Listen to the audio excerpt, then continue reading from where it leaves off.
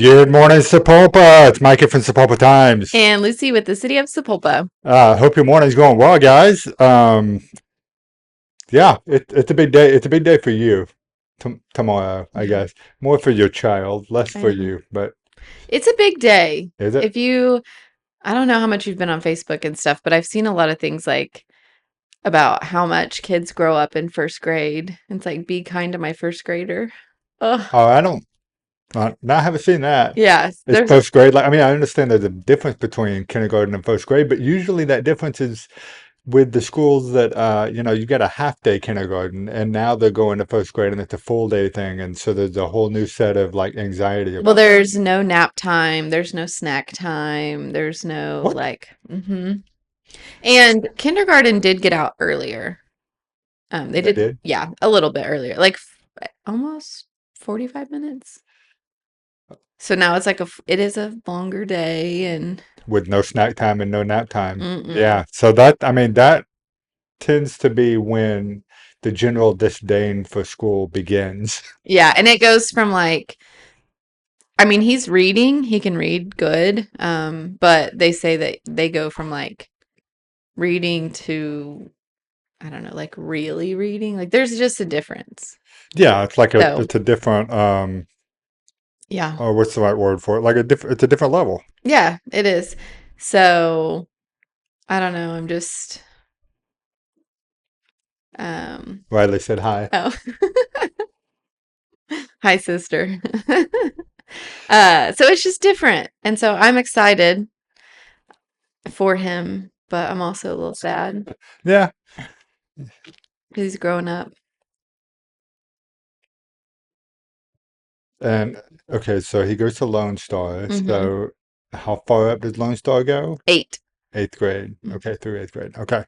So, well, at least we'll have that environment for like the next several years at least. Yeah. That'll be good. And Lone Star's a good school. Like It we know is. a lot Very of, good I know a school. lot of the teachers and like you go in there and it's super inviting and he got to meet his teacher last night and she was excited and so it's really good. Man, well, I want to send a shout out to all of you guys who are helping our kids start off the right way by participating in the back to school bash that we had weekend before last.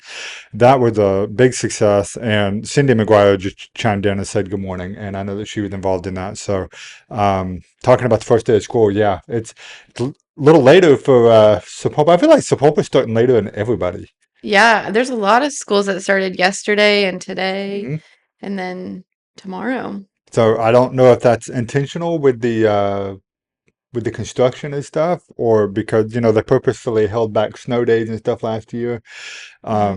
But I did talk to one teacher yesterday that I saw at lunch, and she was saying that she thinks it's just the way that it fell this year. I guess it's kind of like a cycle, like, and we're hitting the end of that cycle. So next year it'll start, and school will start probably pretty early in August next year. So I guess we'll find out.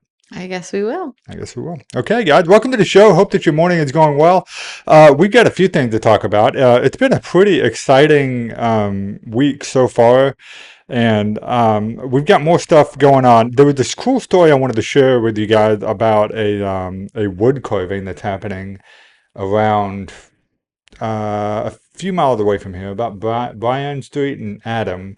And Sherry Waldrop, our good friend Sherry Waldrop, sent me photos, and she was going to send a video. That was going to be our countdown today, but the video didn't attach to the email or something. And so I'm going to wait. I'm going to get the full story on that and send that to you guys. But it's basically a really cool wood carving that's being created out of a tree in a neighbor's yard that looks like it's going to be pretty awesome. But to kick things off the right way, let's talk about what was maybe like the biggest news that happened yesterday, which was this really cool softball grand opening.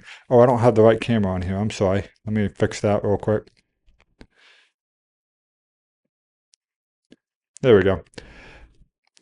So I'm sorry I missed this. Sapulpa Time doesn't cover sports that much anymore, and so but finding out that it was like the season opener, I thought that for sure that they had played last spring, didn't they?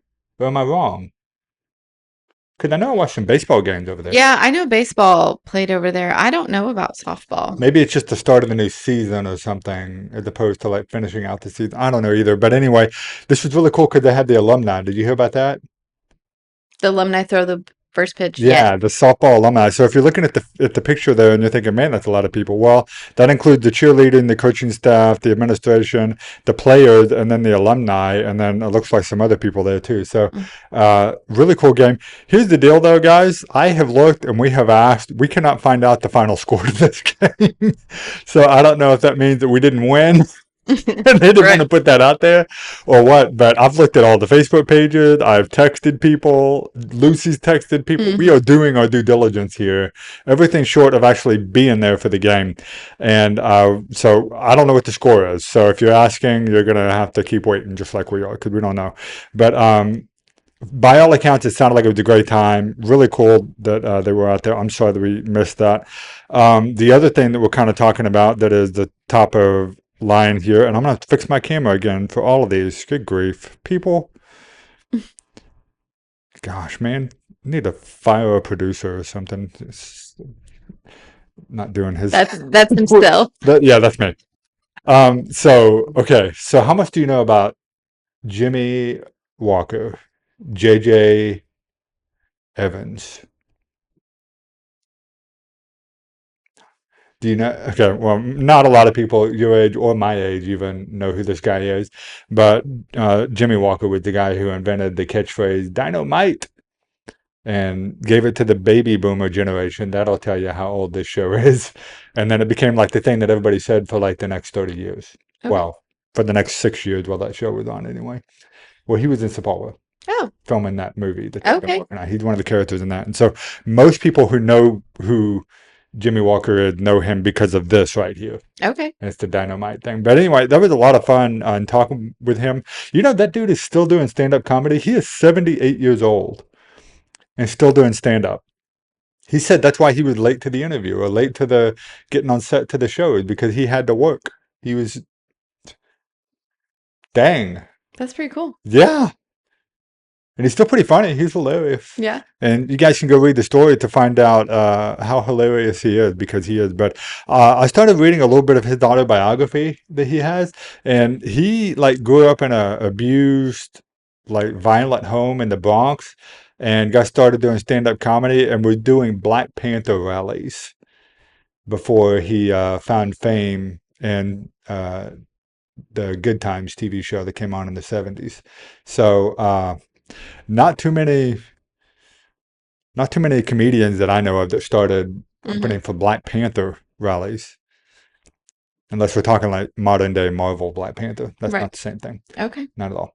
But so anyway, That's pretty cool. it is. I'm sorry you haven't been on set or anything, have you? You didn't get to meet any of these. No, I did not. That was on Friday when I was out of town. Oh yeah, yeah, yep, yep. Mm-mm. Well, the word on the street is that they are still shooting scenes over there, and so there's a chance that you may still run across Jimmie or Lou Ferrigno. That's going to be the next story coming out. Um, Found out some cool, surprising stuff about that guy too, which you'll see soon. And then Brian Shoup, who is the star of the show and is from Tulsa.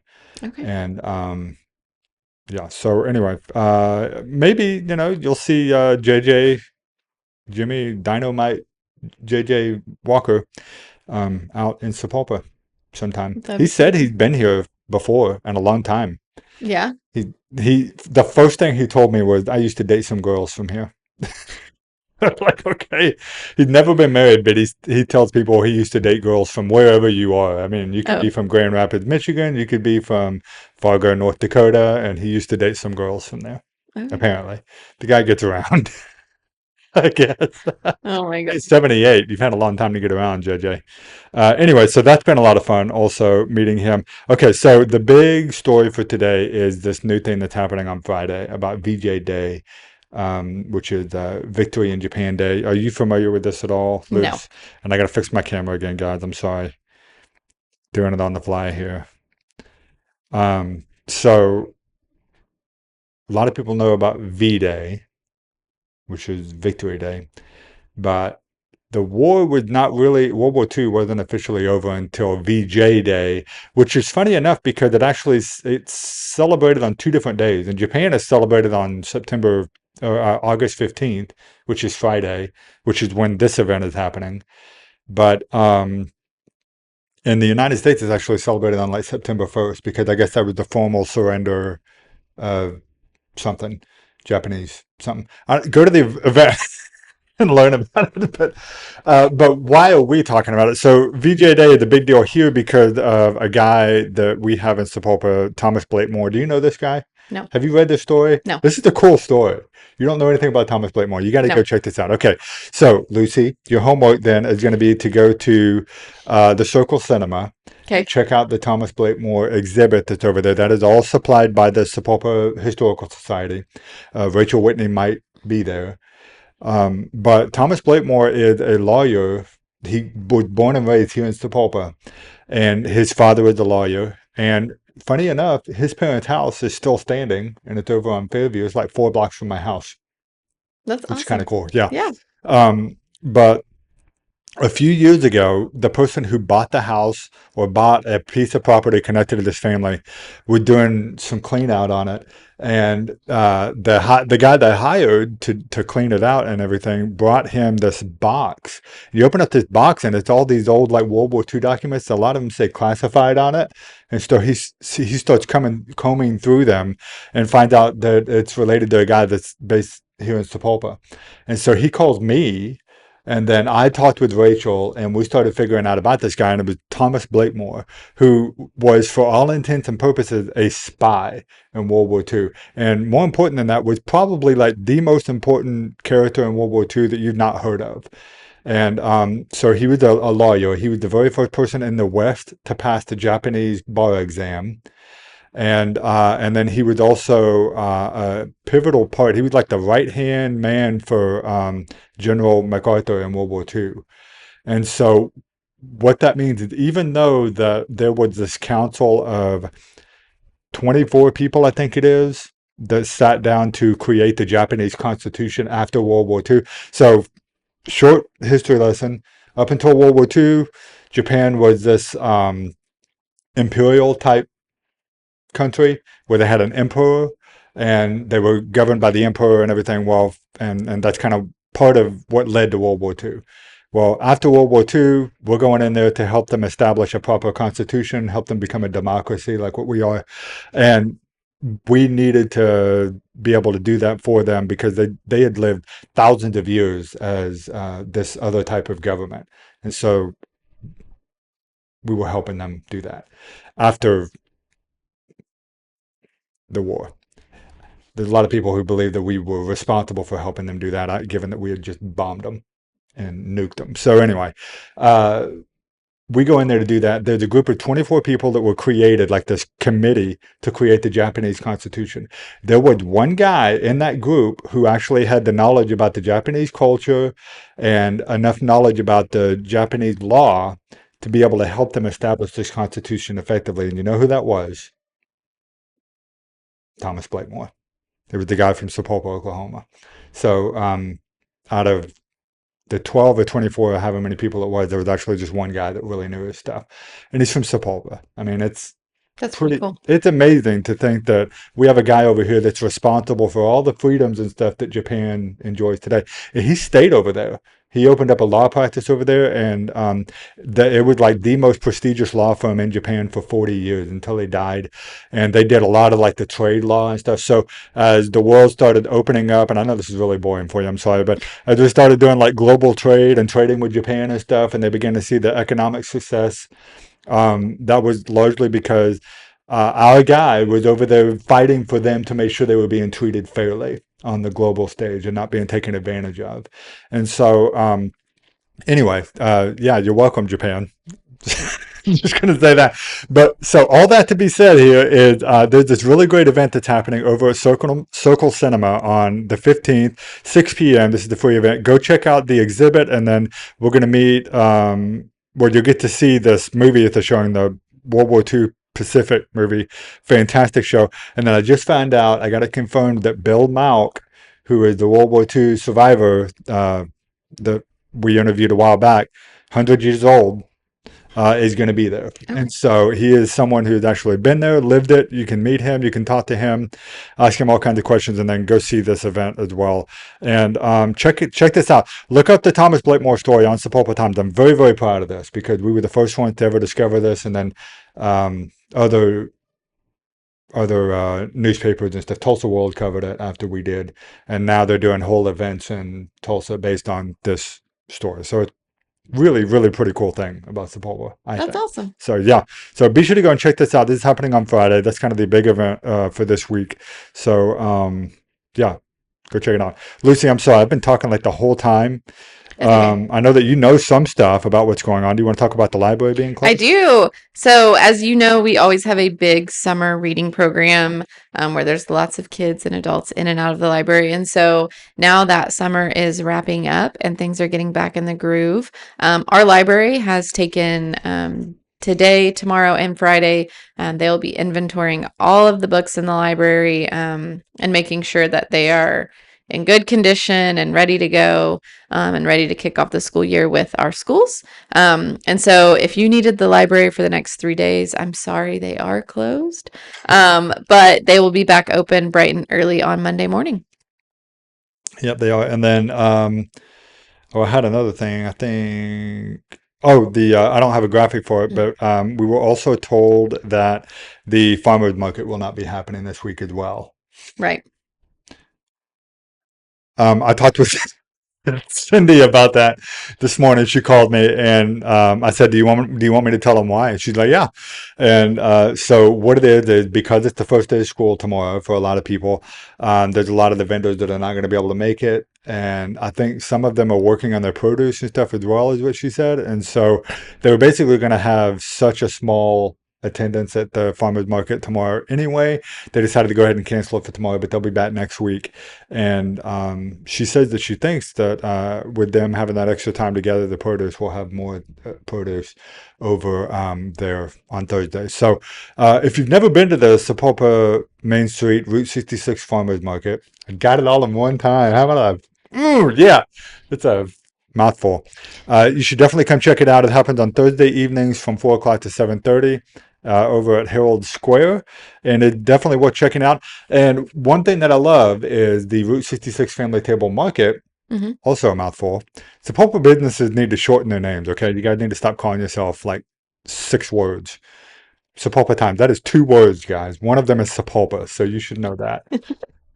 But anyway, so what was I saying? I got off on that tangent. But Route 66 Family Table Market, they close most of the time in order to keep people going to the farmers market, and they send their vendors over to the farmers market. Did you know that? That's awesome. No, I did not know that, but I do know that they have a lot of produce dropped off like around Friday, Saturday, early into the beginning of the week. And so any of their produce that is considered like old or not day of fresh, they put together and they actually donate that over to the farmers market for them to sell and Wow. make money back for Main Street. Oh, that's awesome. Hmm. Wow, that's really cool. Yeah, they've really been. I don't know. I'm just pleasantly surprised. Like they're good people. I never thought that they would set out to try and kill the farmers market or anything like Mm-mm. that. But they're going above and beyond to really make sure that people support the farmers market Hmm. uh, at what looks to be sometimes the detriment of their own store. You know what I mean? Hmm. Closing so that people will support the farmers market. That's really putting others before yourself. So Yeah. anyway, real pleased with them. If you haven't had the chance to check them out, I'd highly recommend it. I've been there a bunch. Me too. I did go there. Did you see the picture of Jordan when she went there after something? Yes. What was it after the game? It was after the cash giveaway. The cash giveaway, yeah. And she collapsed to get a water bottle and like what looked like a jar of pickles or something. Is that what she had? I think so. Okay. Maybe. Which they're really good, Hmm. by the way. But yeah, they I've done that too, by the way. I've gone because it was about the only thing in downtown that was open after 3, Hmm. and I was dying of thirst, Yeah. and I just went to buy water, and Yeah. they did it. They're awesome. And they have weird is not the right word, but that's the word I'm going to use right now. But they have weird items in there that you would never think to try or think would be good. And they're delicious. And also, you don't have to buy it to then find out. Like they offer samples and testers and all kinds of things in there. And so one of my favorite things that I was like, no, thank you, is they have like flavored pistachio or not pistachio cashews. You And so didn't think that you would like those? no, Did you though? love them, What kind of flavor? love them. They have like a chili lime. Yeah, that sounds gross, Yeah, but it's actually pretty good. delicious. Okay. So that's what I'm saying. It sounds weird or like maybe different, but it's go in there and check it out, try it out. And I know that, if there's something in there that you're like, maybe most of the time they'll just open a bag or something and use it as a tester. You could just try it. Hmm. They give you like a sample or whatever in there. Yeah. The other thing that I like that I've noticed, they are also carrying the I don't know if it's the Oh Honey cookie company. Remember when we had them in Sapulpa before they sold the business? Because she had another baby. Yeah. But I'm kidding. But so I've been talking to them. I think they're going to try and get that business back now that the kids are grown a little bit. They're feeling that they can take that back on. And I don't know that they'll open up the store again, but they're starting to put products out, and you can have them at the Route 66 Family Table Market. And so Taffy and Ashley Samapunga, I think Mhm. is how you say their name, saw them at the ribbon cutting that we did Yes. with them. And Yeah. Because she does protein bites now. yeah, which are also good. Hmm.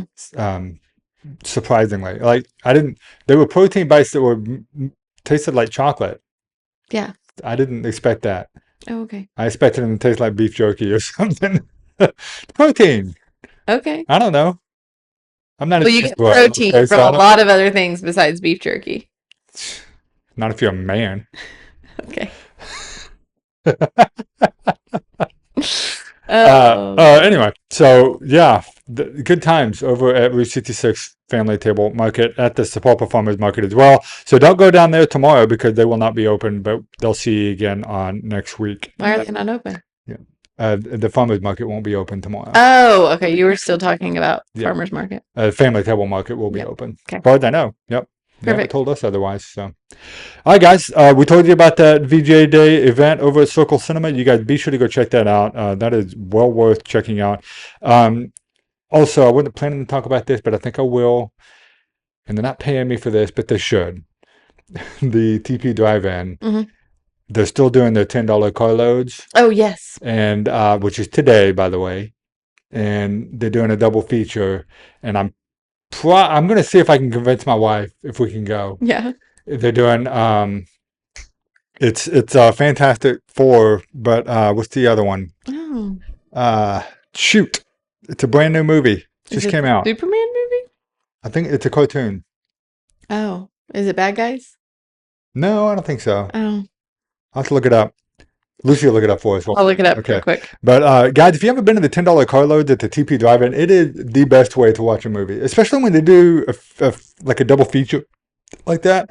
I feel like I am stealing their money, basically, because I'm getting to go and watch two movies. And you guys think about the typical theater experience these days. You're going to pay, what, 12 or 15 bucks at least just for the ticket to get into the door. And then that, if you buy popcorn, that's like 102. So you're spending all the money anyway. So $10 carload nights is definitely something you're going to want to take advantage of. I know that I saw this. Are you looking at the TP? I'm here now. No, Wednesday's just Fantastic Four. Friday and Saturday. Oh, Friday and Saturday. I'm going. it's Freaky Friday. Freaky Friday. That's what it And is. Fantastic Is that not Four. on Wednesday? Nope, just Fantastic Four. Okay. So let me amend that then. Fantastic Four will be available this evening for the $10 carload. Still worth it. I've heard it's a good movie. Haven't been to see it yet. Right. Probably gonna go check it So Wednesday you can get tonight. Fantastic Four tonight. Thursday you can get Freakier Friday. Okay. And then Friday, Saturday you can get both. They're doing the double feature on Friday, Saturday. Yeah. Okay. All right. And I think that's just one. Is that, do you have to buy tickets for both loads? You don't have to, right? No, you just once you're in, you're in. Okay. Yeah, you buy your ticket for the night or whatever Hmm. because they're not going to make you leave. No, and it's only $10 for an adult, which is still cheaper than a regular movie. Yeah, big time. Yeah. So So, just an all around great experience, you know, just being able to watch movies at a drive in, mhm. just like your mom and your grandma did. They're always ladies. I don't know why, because your dad and your grandpa never went to the drive in theater, apparently. I was talking to Jennifer Dilly not that long ago, and we were talking about the TP Drive-In, and she was saying how like her best memories of childhood growing up were out at the TP Drive-In. Really? Like they would come home from college, and they just Friday night you were going to the drive-in. That's awesome. Mm-hmm. Yeah, I'm glad they're bringing that back. I I mean, I know. have some good memories from the drive-in also, mostly because this was before it was good. This was before they closed the last time the TP drive-in had gone downhill. I will Yeah. say that. I know I might be hurting somebody's feelings. I'm sorry, but the soda was terrible. The popcorn was bad, and we saw Anaconda, which is not a movie you should watch at the drive-in, guys. It was so dark. It was hard to see, but it was still a great memory because it was one of those times I got to hang out with my grandma. You know, 'cause she lets you do whatever you want. You know Mm-hmm. how grandmas are, and that was the last time I remember going to the TP drive-in. But I have friends like Jennifer's age that talk about going there. One of them said that he was so broke they couldn't afford the popcorn, and so his grandma would make him fried okra, and that's what he would snack on at the, Oh, the TP drive-in. that's awesome. So yeah, lots of great memories for folks down through the years. So I'm very grateful to the Conte Group for opening this back up and providing these memories for you and me and our families these days. So Yeah. it's another great thing to make Sapulpa awesome. So anyway, guys, I think we're going to close it there. We'll see you guys again on Friday for Free Coffee Friday, and hopefully we will see you at the drive-in tonight or over the next couple of days. So, Yeah. all right, guys, thanks for tuning in to the Timeloop Live. We'll see you again on Friday where we talk about all things happening in the town that we love. Have a great Wednesday, everybody. Bye Bye. bye.